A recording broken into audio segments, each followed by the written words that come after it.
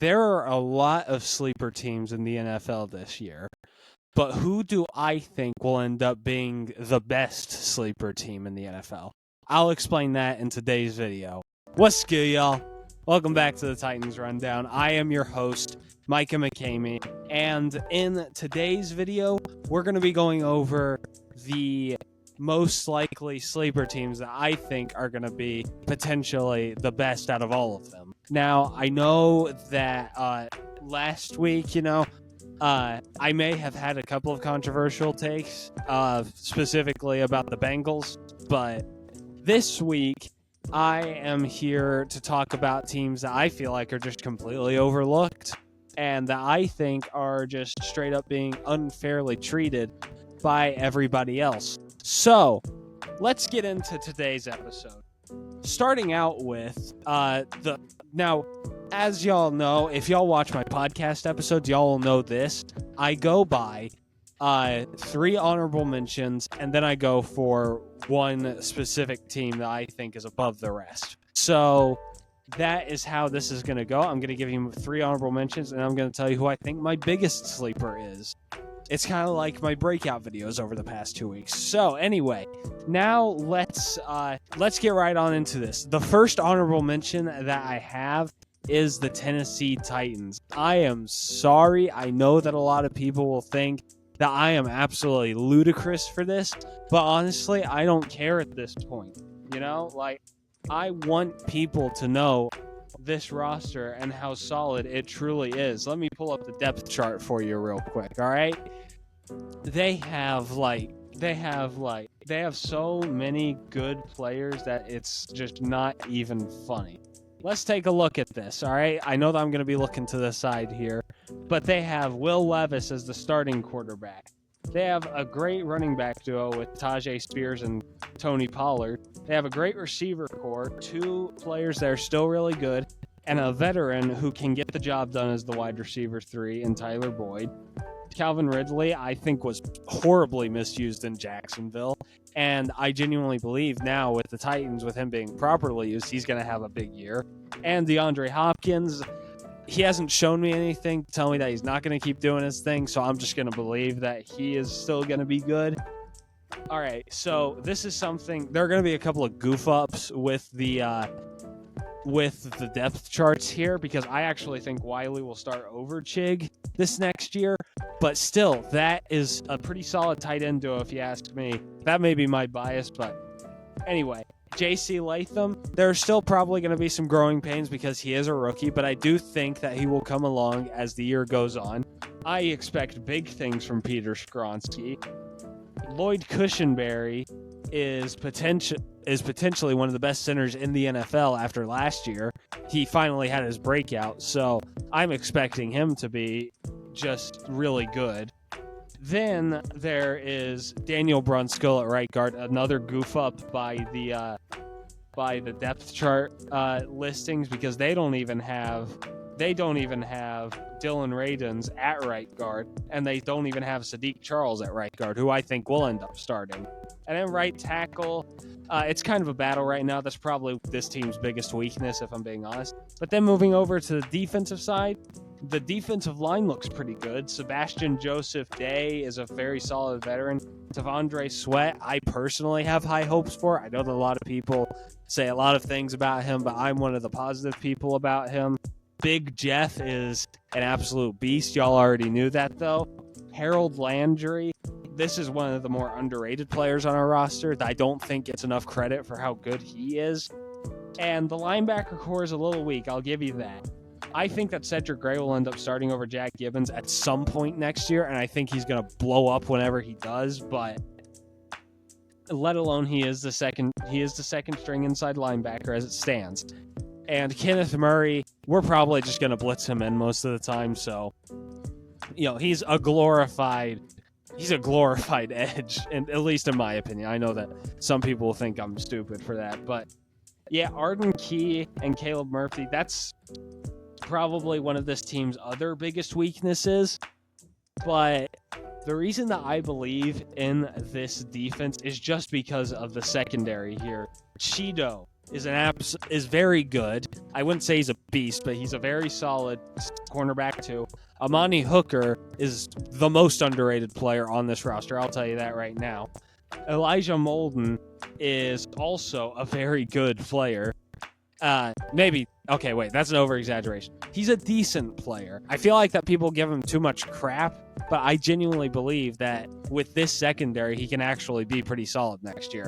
As y'all could tell by my episode on Wednesday. Card right up here. And then L'Jarius Sneed, a beast, one of the best cornerbacks in the entire NFL, so I don't even need to do that much explanation. And then there's the special teams. Nick Folk's a good kicker, and Ryan Stonehouse. Whenever he was healthy, he may have been the best punter in the NFL. But I will be so mad if Craig Aukerman and his incompetency as a special teams coordinator ends up ruining his career because because his special teams couldn't even recognize a specific blocking scheme. So, anyway, yeah, that's my thoughts on the Titans. And quite honestly, I still have very high hopes for this team. It may be just, it may be me being completely biased, but the truth is, I got a better feeling than I did last year. I know that because I was a homer last year, if I'm being honest. But this year, it just feels there's a different vibe around the Titans than there was last year. Like I said, we were going to be good, but I also kind of doubted the idea that we were going to be good. This year, I am sold on Will Levis. I'm sold on Callahan from what I've seen in training camp. Like, I'm really excited for this. But here's the thing. I'm not putting them as the best because y'all know because I'm just going to encourage y'all to go watch the podcast because, my thoughts can be even more, let me think, what's the word? Can be a bit more fleshed out with the podcast. But anyway, let's move on. Next team, I have the Carolina Panthers. Now, this team is quite interesting. I know that a lot of people really don't like these dudes and they think that they're just going to be horrible. But if you look at the roster, it's not horrible. It's not good, don't get me wrong. And that's the reason that I have them as an honorable mention. But it's not I don't think it's as ridiculous as some people are saying it's going to be. Let's take a look at this roster, all right? So, quarterback 1 is Bryce Young. Now, there's obviously some very big questions with that man. Can he make the jump in year 2? I personally believe that he can because of the other upgrades that this team has made, but we'll get to those in a few seconds. But, all right, running back, I do not believe for a second that Chuba Hubbard is going to be starting. This is another goof up by the depth charts over at ESPN because Jonathan Brooks is definitely running back 1 there, and you can't convince me otherwise.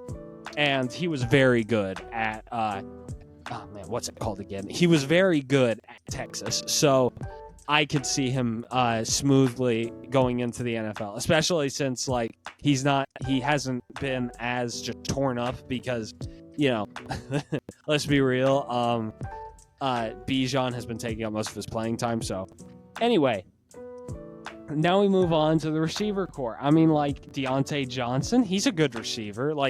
He's consistent. He's not the insane receiver that he was in 2021, but he's good. He's a decent player. Adam Thielen, the ageless wonder, is still pretty solid. And Xavier Legette, who I personally really like, and I think that he's going to be pretty decent. But I also really like the receiver 4 and Jonathan Mingo.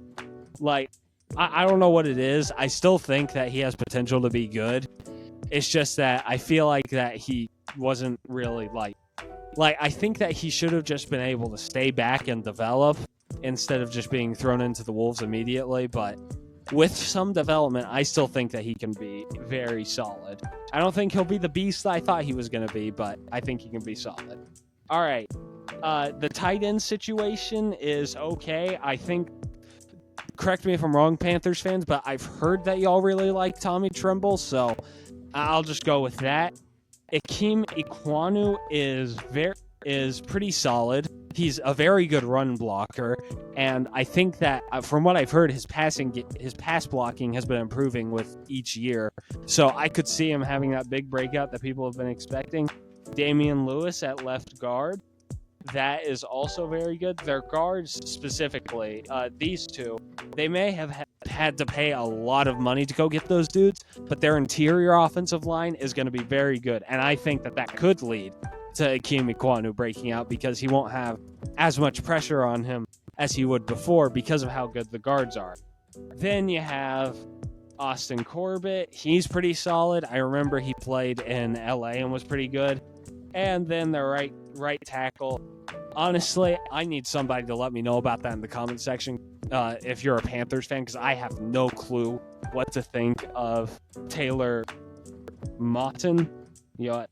Hey, I'm going to let someone else correct me on that last name. But anyway, yeah, but then the defense is just kind of meh. Like, A'Shawn Robinson, Shy Tuttle, Derek Brown. Okay, I've heard of Derek Brown. These two I've never heard of in my entire life. Now, Panthers fans, again, let me know if I'm wrong. But, like, I still think that these two are probably not too incredible. Shaq Thompson is pretty good. But DJ Woonham, Jadeveon Clowney, I know is pretty good. J.C. Horn, whenever he's been on the field, he's been pretty good. Xavier Woods is a good player. Dane Jackson is a pretty good player as well. So, like, this defense has a lot of holes. Again, like, you can say that about the Titans too, and I would completely agree with you. So, like, but I feel like that the Titans offense is just a tiny bit better, like, just by a smidge.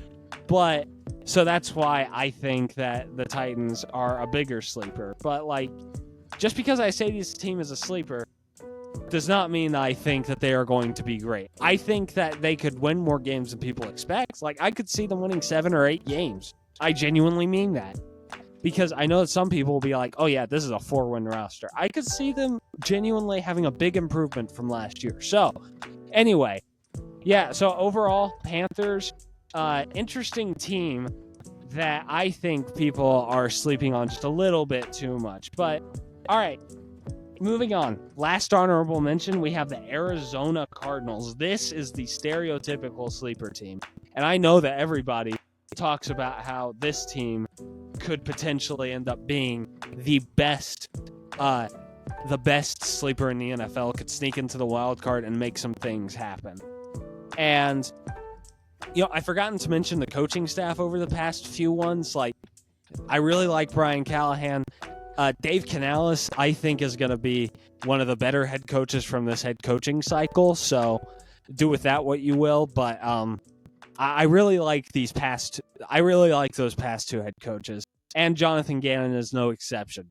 He brought that team to a lot better places than they should have been last year, with winning 4 games, with 2 of them being complete upsets over the Eagles and the Cowboys. So, like, if a team can stay that competitive in almost all of their games from what I've seen, and they can beat some pretty good teams, that's exactly what the Lions did in year 1. And I think that it's the same thing with the Cardinals. I think that they are a sleeping giant just waiting to wake up. Let's take a look at their roster, though.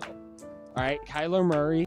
This dude has been very controversial, but I think last year he proved that he is a good quarterback.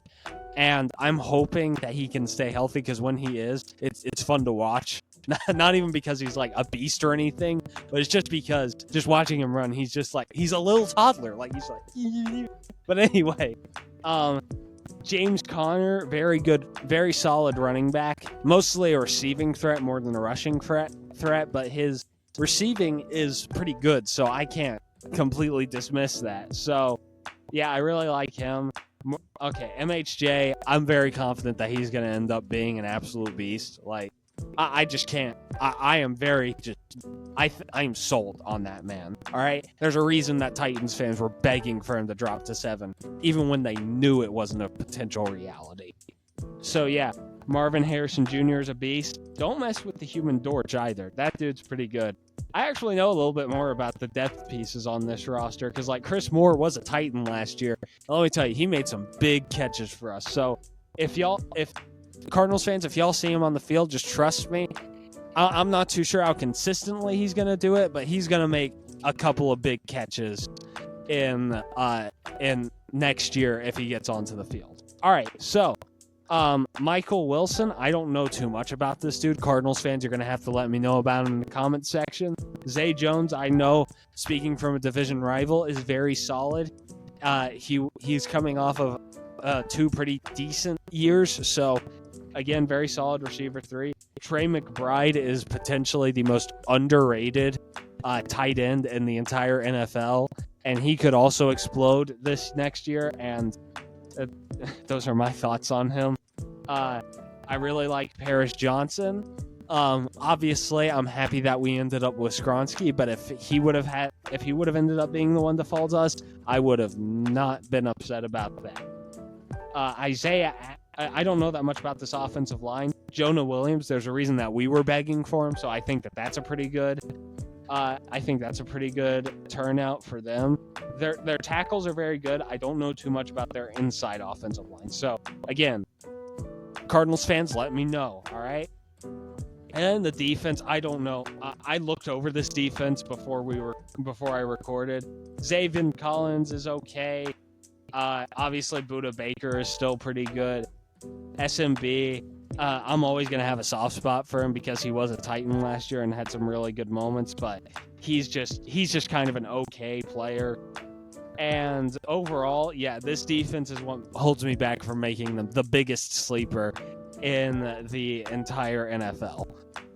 So that leads us to the biggest sleeper in the entire NFL, at least in my opinion. This is a team that you may consider it a cop-out, and that's okay. All right?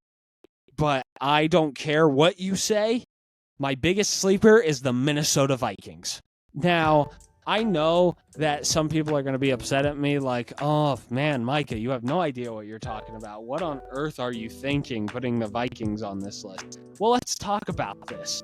Like, I think that the Vikings do not get enough credit for how good their roster is.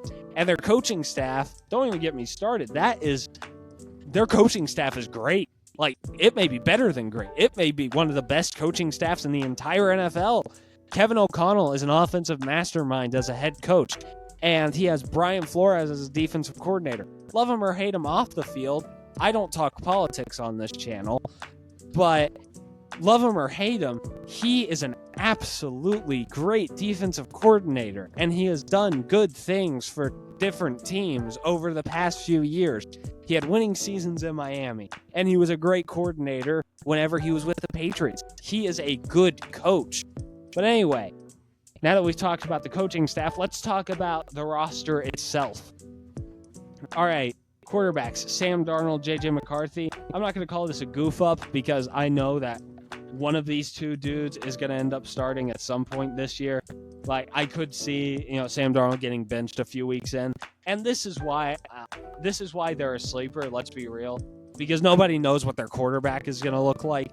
Their quarterback situation is probably the biggest reason that they are slept on. But I actually think that Sam Darnold, with this good of a roster around him, can be okay. I don't twist my words into thinking that I think he's going to be a great quarterback or anything like that. He is not even close to that. But I think he could be average.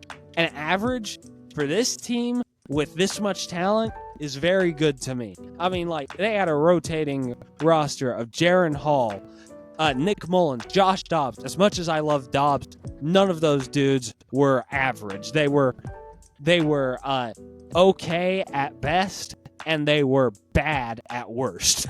Really bad. I mean, you saw that Nick Mullins interception against the Bengals, all right? We don't need to get that twisted. But anyway, the roster around him, though, is pretty great. All right? Aaron Jones at running back. He is one of the most underrated running backs in the NFL. And I know that he has health concerns, but whenever he's on the field, he is one of the best in the game. You can ask me, as someone who is an avid fantasy football owner of Aaron Jones. Whenever he is healthy, he is solid as a rock. Anyway, Now we move on, though. Justin Jefferson, obviously, absolute beast. Best receiver in the game by far. Jordan Addison is probably going to end up exploding in year 2 because now he's going to have Justin Jefferson distracting the defense and he'll be able to get open. Brandon Powell, from what I've heard from Vikings fans, is also pretty solid. TJ Hawkinson, one of the best tight ends in the NFL. We don't really care about fullback here, but CJ Ham, I guess, is pretty solid because he's actually listed on here. Christian Darrisaw, one of the best left tackles in the NFL as well. Dalton Reisner, very good guard. Brian O'Neill's a very good right tackle. I don't know enough about these two to make my judgments. So if y'all want, if Vikings fans, again, if you're watching this, let me know in the comment section what y'all think of these two. But anyway, then there is their defense. And here's the thing, unlike the last few times, apart from the Cardinals, because I can give them the excuse of like, oh yeah, they have a head coach that's defensive minded, but like with this team, I really don't care that there are some no names in here because they obviously still have talent. Harrison Phillips, I think, is pretty good. Jonathan Grenard is very, very good. Andrew Van Ginkel, great name, even better player. Harrison Smith is very good. Their corners are pretty good.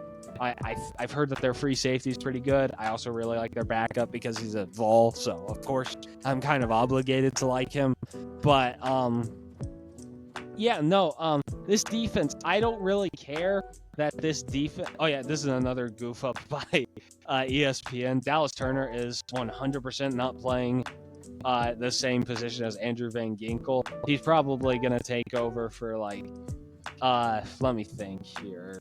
Maybe like Jonathan Bullard for the defensive end spot. So, just gotta let that be put out there as it stands right now. But like again, this is a defense that is gonna be that is at least gonna be feisty under a guy like Brian Flores. So like, I don't get the problem with this team because their quarterbacks do not have to be good. They just have to be okay. Decent, solid. They can be literally the 16th best quarterback in the NFL, whoever it is, and this team could end up going 10-7 and sneaking into the wild card. I don't get the disrespect that this team is getting, and frankly, it makes me want to vomit. But anyway, that is the end of the episode. I'm not too sure how controversial this was or how non-controversial this was. I was trying to rush right at the end because this video is starting to get a little long. So, anyway, I was very happy to do this because there were some of these teams that I'm just like, I just don't get it. Like, obviously, Titans, Viking, I have no clue why those teams are being slept on. And same thing with the Cardinals. I put the Panthers on here because not because I think they're going to be a playoff team, but because I think they're going to be better than people expect. So anyway, that is my episode. That is the episode. I just want to let y'all know I have Instagram, Twitter, and TikTok. They're all under the Titans Rundown if y'all want to go check those out.